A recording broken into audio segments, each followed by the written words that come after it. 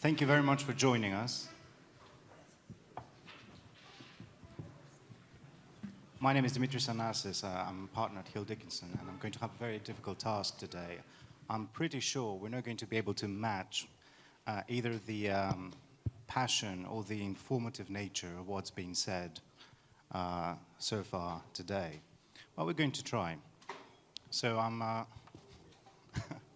I'm joined here by distinguished professionals, and I've got the privilege of not having to answer any questions. I'm just going to be answering, I'm just going to be making them. So without further ado, I'm going to start. What we've done here is we haven't got much time, so we've tried to sort of separate a number of aspects that are relevant. And I'm going to start with Dr. Pateras, Dr. George Pateras of CONTSHIPS. And I'm going to ask him about the geopolitical aspect. And some say that shipping not only adapts to geopolitical changes, but in fact it relies on them. And the truth is that in terms of decarbonization, there's been a lot of, arguably there's been a considerable impact by the geopolitical changes. Dr. Pateras, what do you think? Thank you. Good morning. Thank you very much for the invitation, and thank you very much for a question which is virtually impossible to answer because it's at the center of everything, I think. Shipping is very adaptable. We tend to adapt very quickly if you leave us to our own devices. As we all remember, we used to have sails, then we went to coal, and then we went to oil, and then all of a sudden the refineries discovered that they can sell jet fuel and gasoline much more expensive than just simple refined products. So they ended up with what we burn. So we invented engines that can burn the residual fuels that we get at the end of the production line. But geopolitics has affected everything and will affect our move to decarbonization, because the basis for proper decarbonization will be infrastructure. And geopolitics, unrest, contested areas. I wrote a lovely phrase down: contested geopolitical regions prevent infrastructure change, which is required for decarbonization. And if we don't settle down and don't have contested geopolitical areas, we will not be able to build the infrastructure required for whatever fuel we decide for the future, because we haven't yet decided on the fuel for the future. Thank you. Thank you very much, Dr. Pateras. There's another question, which is almost a sub-question in terms of what we just discussed. So the international organizations are often accused of being too slow, and then suddenly they become part of what I call a violent push towards compliance. What is your take on this in terms of the IMO's, for example, the net zero framework that was recently pushed back by a year? Why do you think that happened? Well, I think George Alexandratos said it very nicely. The only cheap thing is words. We created a framework with good intentions, but then made it so complicated, as Fuels EU is so immensely complicated. You need a team of people just to be able to work out how much you owe. And I think people were almost reaching the stage of saying, it's so complicated, just pay the tax, because it is basically a tax, rather than discover or find a fuel to use. I think it's complication and it's sudden change away from what we had all decided 5 years ago as the transition fuels, and then tax those fuels even worse and not come up with a solution. Or we come up with problems or issues or ways to charge tax. So I think it was a good point that we all settle down, give ourselves a year to think about it, and probably come up with something much more simple, something that was actually workable. And as I've always said, my biggest fear is that we're going to run out of oil before we've found the right solution. Thank you. Thank you very much. That's slightly alarming, one could say. So the thing that I find fascinating about decarbonisation is that it is a term that basically contains the result. It's got nothing about how to get there. And because it is so relative, it is very difficult to get a straight answer. And indeed, if you start asking someone about decarbonisation, you're going to get a very different answer depending on where they come from, what kind of stakeholder they represent. And that's why this panel is so blessed, because it contains a number of the relevant stakeholders, which takes me to John Cotzias. John Cotzias is a shipbroker. He's the president of the Hellenic Shipbrokers Association, and he's in the market. And, one of the easiest questions one can answer a shipbroker is, well, how is the market responding to all the efforts towards decarbonisation, and who pays for it all? Dimitri, thank you very much. And I thank you very much for allowing us to air our opinions. What George said, of course, is all these topics, they don't have an answer. They probably don't have any answers, actually. More questions arise rather than straight answers. And I think that's one of the biggest problems that we face. Being on the commercial side, being a broker and seeing exactly what is workable in economic terms and not in technical aspects. I'm not an engineer, and I'm an economist. Panos here has dedicated his life so far on the technical merits. I will just put my little stone on this very, very crucial topic of how commercially the markets are adapting or not adapting, or how shipping in general views all this regulatory mess, because it is a mess at the end of the day. It seems that, yes, we are adaptable, self-adaptable, that's for sure. But sometimes I think the market moves faster than what regulators realize. And I think this is something that we have to put pragmatism and realism. All these have already been said by, also by George, very rightly you said about being practical and not moving around theories, just theories, which cannot be applicable. What I would like to just mention, which is very important, and figures always make an impact. Dimitri, we discussed this. I have some figures which show today that a ship, a modern ship that comes out of either a top Japanese shipyard or a top Chinese shipyard has a fantastic consumption, burning just the fuel that we all know, the fuel that we all have been using for decades, since the steamships, since the sail ships. That's the fuel everybody knows and trusts. The fuel that the crew is happy to work on the ships, not put them in a toxic environment, not put the ships at risk, not put 90% of the goods that are transported by sea at any peril. We continue to use the fuel that we know, and the figures that make the impact. A modern Kamsarmax or a modern Ultramax today, that does 11.2 knots, fully laden, with 82,000 tons or 64,000 tons of cargo, burns only 12 tons of fuel. That is an improvement by 35 to 40% compared to the eco ships. When I say eco ships, I mean the ships that today are the well sought after assets that everybody wants to buy, the 5-year-old, the 6-year-old, the 10-year-old ships that burn 20 tons of fuel, and 18 the most optimum ones. The non-eco ships, they burn 24 and 22 tons, and that's a 55% reduction. So what do we talk about IMO 2030 goals and all these lines that we see, which we have to adhere? 55,000 commercial ships have to adhere and have to comply to something which is just theory, when today, modern technology, naval engineering, and fantastic R&D has brought the consumption of fuel and vis-a-vis emissions of CO2 into the atmosphere by 35 and 55% comparing to the older ladies which still float safely around the seas. So what prasina aloga? Prasina aloga means not green horses, but to act without any logic.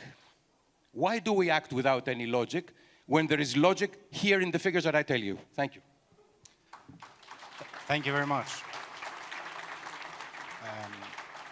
John, that was inspiring, and I think that it reflects how a lot of people in shipping feel about, you know, the regulatory frameworks that are presently disjointed, self-contradicting, and they don't make for a level playing field.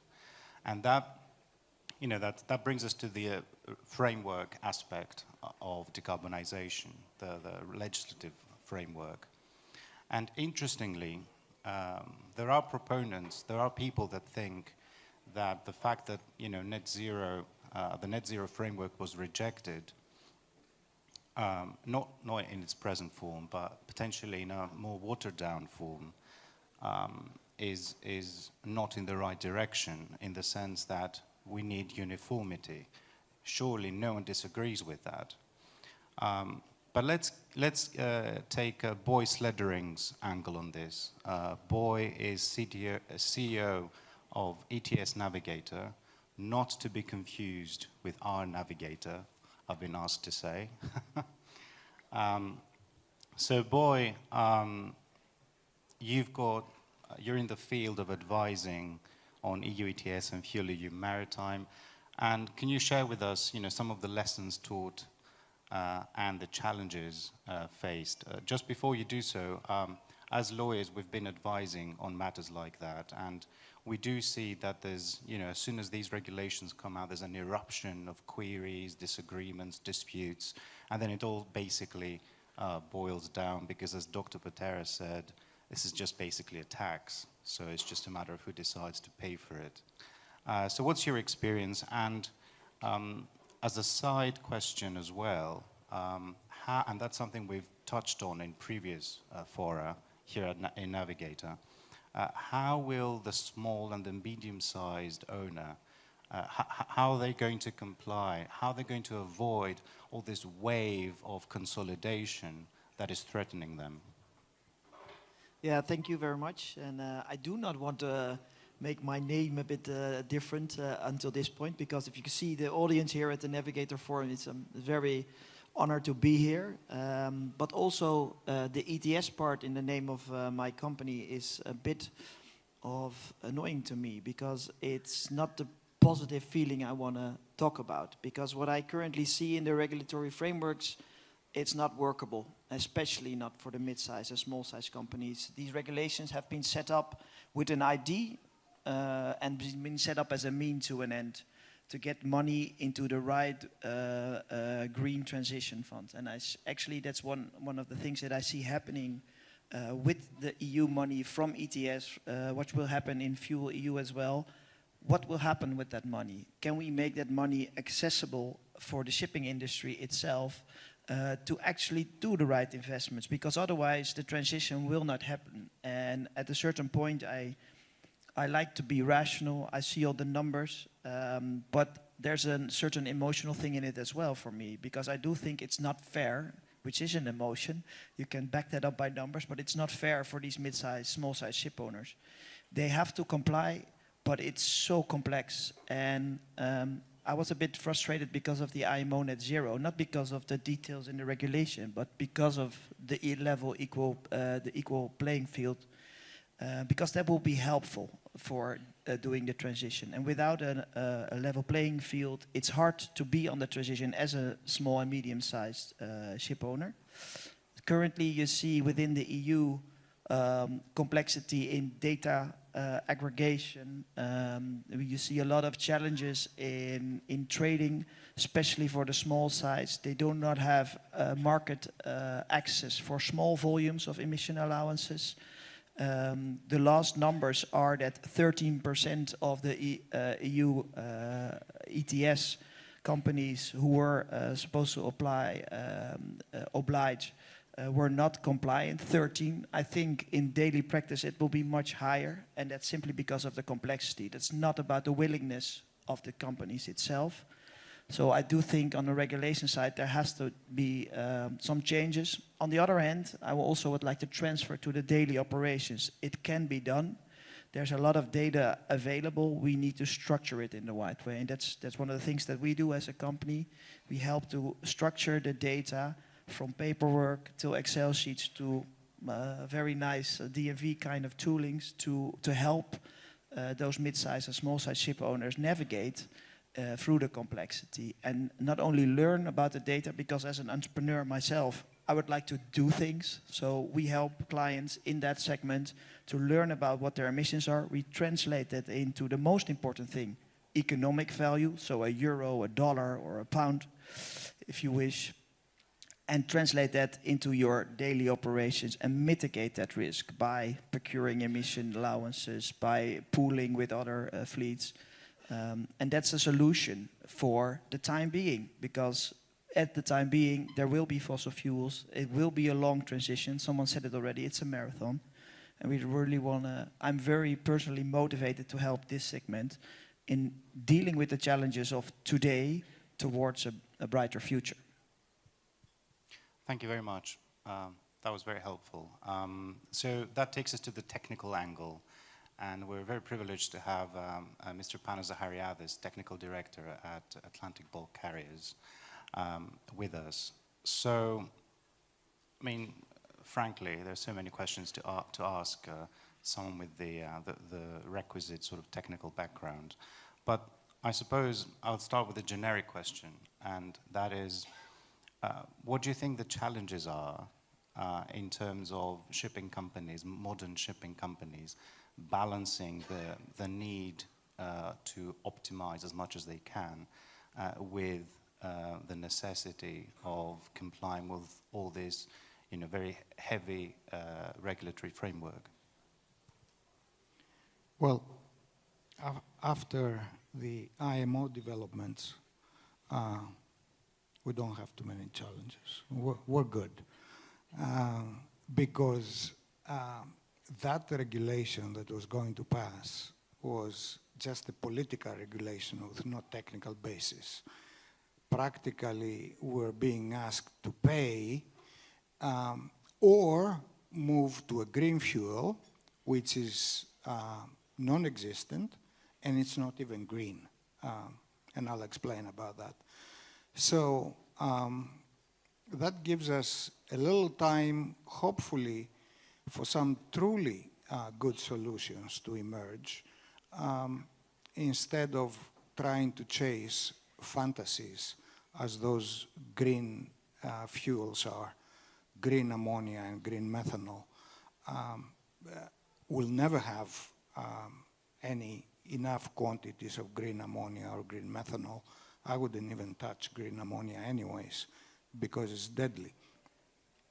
So what we end up now is trying to reduce our fuel consumption as much as possible. And we are doing that. And AI is actually helping individual companies like ours quite a bit. Whereas before we just had a weather service giving the captain what course he should take to totally avoid bad weather. We now have an AI system which checks 3,000 possible courses, and it tells the captain, listen, there is no need to avoid totally the bad weather. If you accept to go a little bit into the bad weather, Beaufort 8, and while you do that, you reduce your speed to 8 knots. Okay, it gives exact instructions for 3 days. And after 3 days, you're going to be out of the bad system. And then you increase your speed to 14 knots in order to equalize the low speed. You're going to make your ETA as originally planned, and you're going to be saving 150 tons of fuel in the process. So it's those kind of actions that we do and we can do, except for better design of ships, energy-saving devices. But also, one thing I would like to say is that one big part of the chain has been left out of the equation, and that's ports. Ports are not doing what they can in order to help decarbonization. Yes, because of some regulations, they are doing cold ironing, but that's a drop in the bucket. What they should be doing is the notion called virtual arrival. In other words, right now, my ships and almost everybody else's ships, they speed up as much as they can so that even though they know the berth is not going to be available, to go and present notice of readiness ahead of other ships so they don't lose their place in the queue.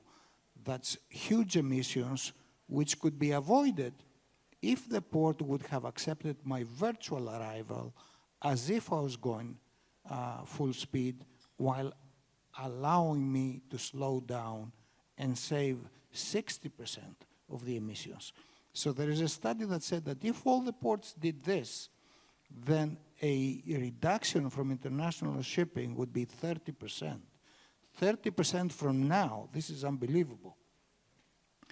So IMO says, well, we regulate ships, we don't regulate ports. I say to them, you have regulated other things except ships in the past. So if they want, they can regulate ports. And an easy regulation would be any port who has more than 2 ships in their anchorage waiting, they would have to pay a penalty. And then you'll see most of the ports adopting the virtual arrival. So I'll stop for now. That's very interesting because it does show that this is a multifaceted problem. Of course, if we had a port representative here, they would say that it's not really as simple as that because the way that ports operate might depend on how terminals operate. You know, it's a matter of volumes, weather, a number of aspects there. But before we finish with you, I thought I'd ask something about, you know, what John said earlier. He said that even modern ships presently, with the present fuels available, are capable of fantastic performance without either biofuel or any need for further optimization. Do you agree with this? And where do you see, as a side question, where do you see dual fuel vessels? Do they exist? Well, of course they exist, and people are placing orders of dual fuel engines. My company doesn't, because what's the point? What fuel? What dual fuel? We don't, of course, having small bulk carriers, we cannot use LNG. Those who use LNG, okay, they can put dual fuel LNG, but the dual fuel methanol and dual fuel ammonia and those kind of things, they're silly. Now, since you brought me into this subject, let me just say, for me, based on the studies I read, and believe me, I read the studies, not the headlines from newspapers. Based on the studies I read, for the environment, for the global warming, the lesser of all evils is diesel oil, right? Do we have enough? Diesel oil, yeah, we do. I don't think that's an issue. It's normal conventional fuel because LNG, which is methane, is 86 times worse than CO2. And if you ask AI, I'm sure, what is the worst fuel for the environment, and I'm not talking ChatGPT because that's not AI. ChatGPT would get everything from the internet, and when 100% of the internet says diesel is bad and green hydrogen is good, it's going to tell you green hydrogen is good. But a real AI that actually knows the latest studies, scientific studies, would probably tell you green hydrogen is the worst thing for the environment. From where we get green ammonia and green methanol. Why? Because hydrogen, latest studies show, is when it gets emitted to the atmosphere unburned is 60 to 200 times worse than CO2, and it's going to leak no matter what you do because it's the smallest molecule in the universe. The only reason we don't have a problem with hydrogen warming the atmosphere now is because we don't produce any. But when we have to go into this hydrogen economy that the European Union mostly wants us to go, then we'll find out what a big mistake we're going to do. So those green fuels definitely are not the answer, and we need new technologies. Unfortunately, I cannot tell you now what we should do. All I can tell you is we should stick with the lesser of all evils until we find something that's truly better than that, and not pretend that natural gas is better or green hydrogen is better. Thank you very much. I do sense I mean, there is a clear sense of a combination of cynicism and a justified pushback from all your responses, and this touches on something we're going to come back in a minute. So if we are to conclude anything from what we just discussed, is that investing in technology and innovation is the way to go, because you can use what you have, you can work with what you have and get to much better results without the risk of investing in anything new at this stage at least. So that brings us to the technological angle, and we're joined here by Ariana Psomas. Ariana is a global segment director for new build and dry dock at PPG, a paint company. And so, Ariana, what are the challenges in your field, and how do you think, and in what specific ways do you think that technology and innovation can assist in the roadmap to decarbonization? Thank you, Dimitri, for the question, and thank you all. I'm privileged to be in such a great panel. First of all, at PPG, our company is rooted in technology, and we definitely see technological transformation and innovation as an accelerator of decarbonization. So take as an example the energy efficiency technologies. Those innovations can support decreasing direct decrease of fuel consumption and the greenhouse gas emissions. Our innovations, our technological innovations at PPG, as an example, the low friction coatings, Sigma Glide, Nexion, and in combination with electrostatic application, can achieve significant decarbonization support, so reduction of emissions, significant numbers, 10, 20% or more directly after application.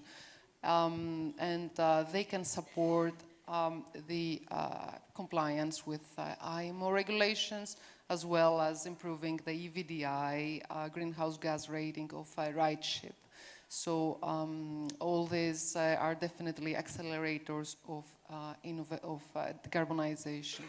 Of course, beyond coatings, as we heard as well earlier today, AI agents, digitalization, those are new technologies that definitely will be shaping the environment of decarbonization going forward.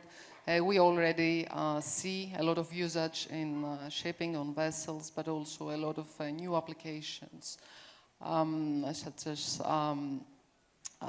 more accurate, more reliable measurement of emissions, autonomous shipping, of course, predictive maintenance, a lot of applications that indeed can continuously help to accelerate decarbonization. Of course, this does not come without challenges. Sometimes the pace of change is faster than the industry can adapt. Tailored trainings are, of course, necessary to support, but also very much aligned with what Boy mentioned earlier. Also, the regulations need to support, because these technologies are not free of charge, they're not cheap, they are very costly. So as well, the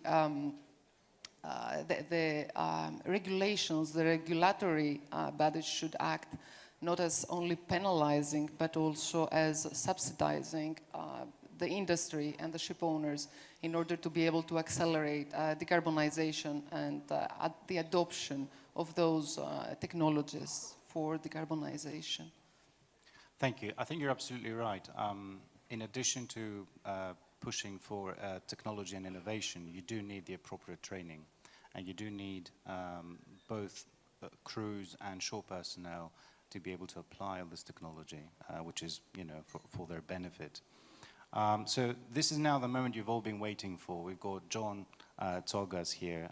John is head of bunkering and trading at SEKAVIN, and his views are very strong in terms of the fuel position, being with a bunkering company, and that just shows how how things are so relative. So, John, is there a simple answer to what the fuel of the future is, or is it just a matter of supply, demand, and the commercial risks involved? Thank you. Morning to everyone. So, my late father raised me as being a very practical guy. So as a practical guy, I'm going to tell you that let's stop worrying, let's put the challenges away and the questions. Let's be a bit practical and a bit realistic. No pun intended, but who's going to pay the bill? In the end of the day, who's going to pay? All this money from this elaborate EU ETS, for me, schemes, are right in front of our eyes. Where all this money? Where is this money going? Are they coming back to the shipping industry? Have you seen a guy with a 10-year-old vessel with a subsidy telling someone, okay, take this money and go put a scrubber? No, that's not the case. We've got conventional fuel. The conventional fuel is here to stay. We've got a lot of it, don't worry. Mr. Zachariadis was very, very, very clear. Who wants to touch green ammonia? Would you put your son in a vessel with green ammonia?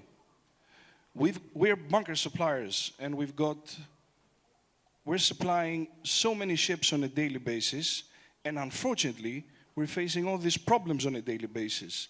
The level of reskilling, the level of new stuff that crews have to be educated with to be able to handle anything different than conventional fuel is just a pure nightmare. And again, I'm seeing a lot of people with actual vessels. So people not only speaking the words, but actually putting their money where their mouth is.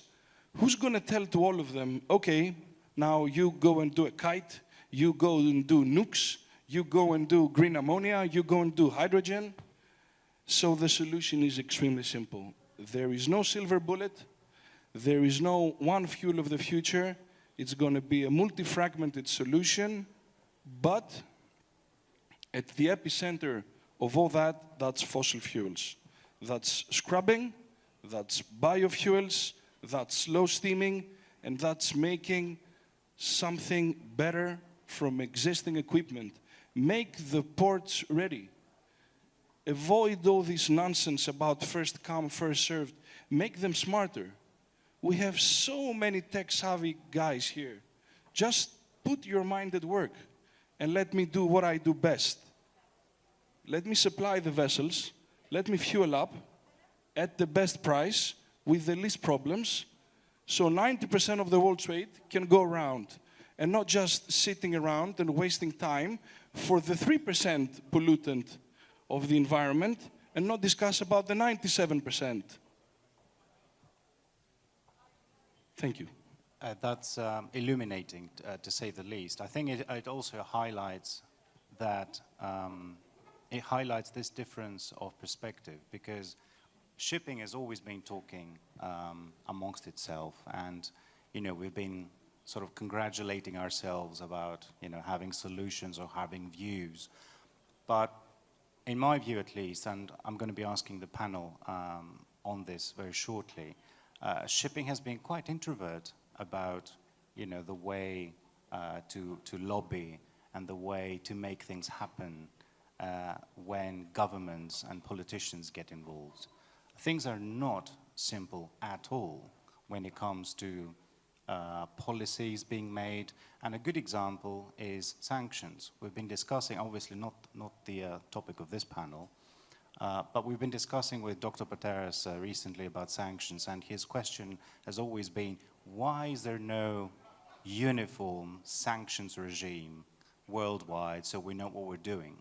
Or at least not worldwide, but in terms of the Western world, for example, when it comes to the Russian sanctions or Iran and so on.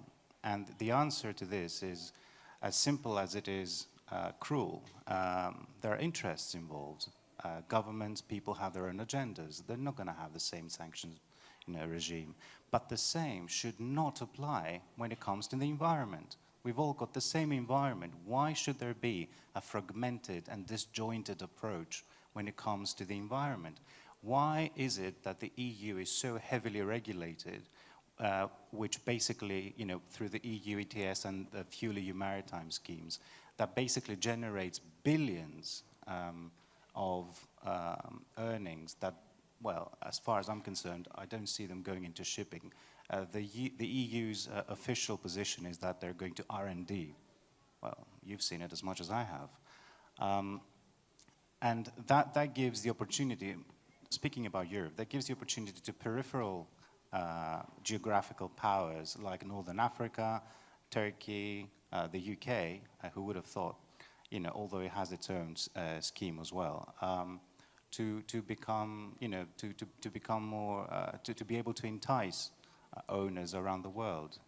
Why isn't there no uniform regime? So I'm going to take this to the panel. John, what are your views on this, on the ability that shipping has to regulate itself? Do we really need all this regulation? Thank you, Dimitris. It's another good question. As I say, many questions, not easy answers. I mean, the questions are obvious.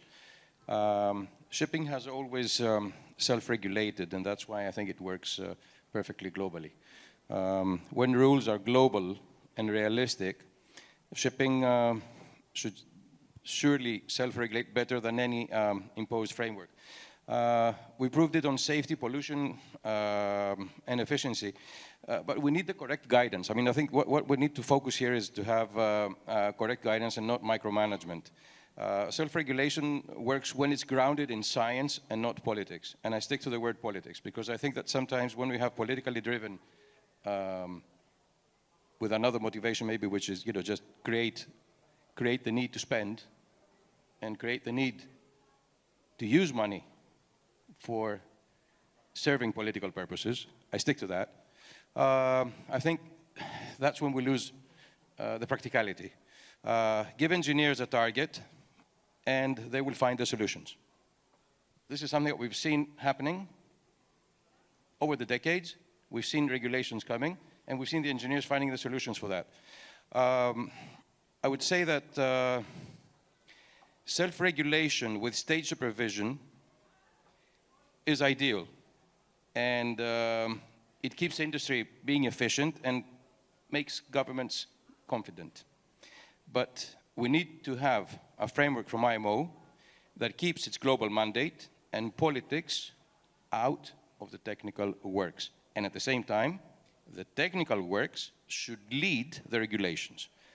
The feasibility, the practicality, the availability, all the issues that we have raised here, and not only us, but in various forums and in various conversations and papers and everything, we always say, who will provide a guarantee of availability of fuel?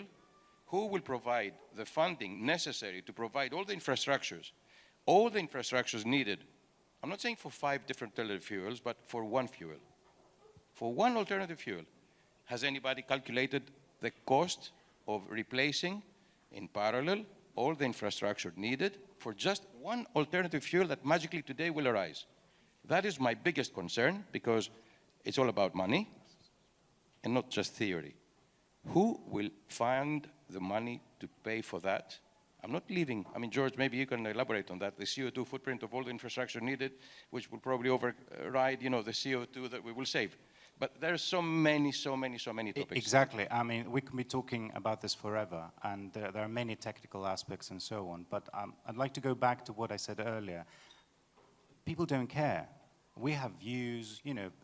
There are powers that be that basically say, yeah, that's fine. How are we going to regulate you now? So, Dr. Pateras, the burden falls on you. What is it that the shipping industry, can do to convince those with the power to make or affect decisions that shipping doesn't need to be regulated as much, or that it needs to be regulated in a very specific and sort of nuanced way? Unfortunately, we have a very... You've got 2 minutes, by the way, and then it's Mr. Zachariadis. Flashing in front of me, the time. Unfortunately, historically, we have had always a very bad lobby. We're not like the airline industry. If you remember, back in the 80s, they put ETS on airplanes coming from America. Europe put a tax on them, and so the Americans said, okay, we're putting a 10 times tax on your planes, so it was all dropped immediately. We don't have a lobby like that, unfortunately. And the excuse that we've been using, but the consumer will pay for it. We did a little test using machine learning. I don't think we have AI. We all talk about AI. It's a lovely catchphrase. We're at the machine learning stage at the moment. Very useful, and it does everything that you were saying is what we get from machine learning. So we did a little study, and we said the amount of containers we bring, because we have container vessels, how many containers we bring into Europe, how much we paid in EU ETS, and how much was it per kilo of the product, assuming that each container was homogeneous at 14 tons, which is not. It's way, way, way below that. And it was 1/10 of 1 cent per kilo. So the consumer really doesn't feel it. But the EU, that's basically bankrupt, has made hundreds of billions and will continue making hundreds of billions from Fuels EU, EU ETS, and all these institutions, UN institutions, will need money, and they will make the money from these taxes. There's not much we can do, unfortunately, except pray that science will prevail and not politics. Thank you. Thank you. Mr. Zachariadis, you had a comment. Yeah, very quickly, to continue from John's comments. I used to go at IMO for 15 years. IMO was a technical body. They were making technical regulations. Obviously, there was always some diplomacy taking place because every country wants to support their own industry. But now they have switched totally to political decisions. They make regulations with no basis in science. It's only political decisions. And because they did that, I mean, I left, I said goodbye, since they made this CII regulation and all the others. So we have an issue with IMO, which we better fix. We better try to get IMO back into a technical ground and away from the political grasp of especially the European countries. Otherwise, we're going to have a serious problem of fragmentation in shipping, with every country having its own regulations. So I think that's an important issue, that and Greece should be more involved in Brussels, because Europe, all the European states, before they go to IMO, they have a meeting in Brussels and they decide what's the line that all European countries should take. So I think we should have a bigger force in our delegation in Brussels before we go to IMO and try to switch that. Thank you very much. I think that's extremely helpful, and it does highlight the value of lobbying. You will recall that in Navigator's forum of last year, this is how we ended the Decarbonisation assembly. It was get some lobbyists, at work and try to make things happen. I think the pushback of the net zero framework of the IMO was a good indication and a good reflection of what unity within shipping can achieve. And this is really the goal. John has a very brief comment before we end. Very, very briefly. There are 45 landlocked countries in this universe we are. And we have 3 double landlocked countries. All of them are members of the IMO. Imagine the hypocrisy of them deciding for seagoing nations such as Greece, China, and Japan, etc. Let's just put an end to that. Let's just self-regulate and leave these spineless bureaucrats where they are, in the oblivion. They have nothing to do with that. Thank you, John. I agree, but it's not going to be that easy. Dr. Pateras? I just wanted to say one dirty word before we ended. Nuclear. Let's look at that for the future. With this nuclear comment, thank you very much.